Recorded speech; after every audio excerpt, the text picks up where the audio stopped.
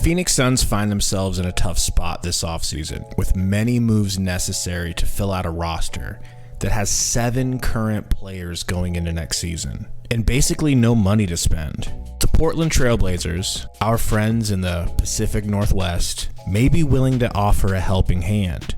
Arguably, the Suns' most trusted insider, Flex from Jersey, is back at it with another bomb, tweeting that, and quote, multiple sources have confirmed Portland has interest in Deandre Ayton and could be willing to discuss a deal centered around the 3rd overall pick and additional pieces. Scoot Henderson and Brandon Miller are both considered to be foundational players in this upcoming NBA draft. This tweet, needless to say, got a lot of reactions. Suns fans hyped beyond belief, and Blazers fans reaching for the bleach. Or their blickies. The blowback must have been crazy because he followed up with this clarification tweet saying, please read the entire tweet and understand I was told Portland would require other pieces for a deal like this to be something they'd be willing to discuss. Sorry if that wasn't clear in the tweet below. They're shopping the 3rd pick and have had interest in Deandre Ayton since last summer. Now, there are still those who doubt Flex from Jersey on everything he says, and I'm not saying that this is going to happen just because he tweeted it, but considering he did call the Chris Paul to Phoenix story before anyone else, and that aside from having to wait until the deadline, everything he said about the Kevin Durant to Phoenix and what the package would look like came to fruition. That's why I believe that this story might actually have legs, and I think Flex has earned that respect.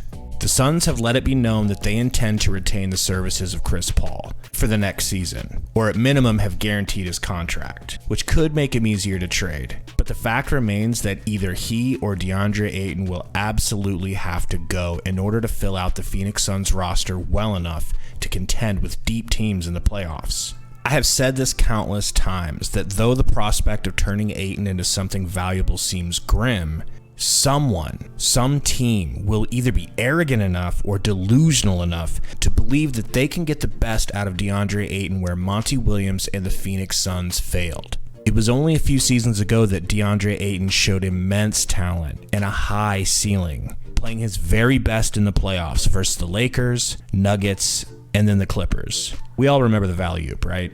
Then he was left alone on an island to guard Giannis, which laid the foundation for his inevitable breakup with Monty Williams. Since the disaster series versus Dallas, I have been saying in my videos that going forward, the Suns either have to get rid of DeAndre Ayton or Monty Williams, because to have success, they just cannot have both. Now Monty Williams is already gone. And if the Portland Trailblazers have any intentions on working out a deal of any kind with the Phoenix Suns for the number 3 pick in exchange for DA, then the former number 1 overall pick from Arizona will have to go as well. If you paid attention at all to the Suns' playoff run this season, I don't have to tell you that DeAndre Ayton basically took a blowtorch to his trade value, or so you would think. A lot of Suns fans would argue that he outright quit on his team the last 2 seasons' playoff runs. Messing around with the ESPN trade machine, I came up with a starter blueprint for what the trade could look like, just to see if it would work. And as you saw in Flex's second tweet, the Blazers are likely going to get more than just DeAndre Ayton. Whatever the cost, whatever it takes, whether it's multiple seconds, basically anything the Suns have to offer, not named Kevin Durant or Devin Booker, they have to give up. And in return, to get Yusuf Nurkic, who I think would fit really nice next to the Suns' 2 stars, and Nas Little, who's a nice wing player and seems to be on the outs in Portland considering Jeremy Grant basically stole his role from him. And of course, the icing on the cake, the cherry on top that makes this make no sense for the Blazers as to why they would do it, but apparently they're considering it. The number 3 overall pick in this year's draft, which could finally allow the Phoenix Suns to get their point guard of the future. And at a time when Devin Booker is just entering his prime. Like Flex said in his first tweet, Brandon Miller and Scoot Henderson are likely to be foundational players in the NBA. He's right.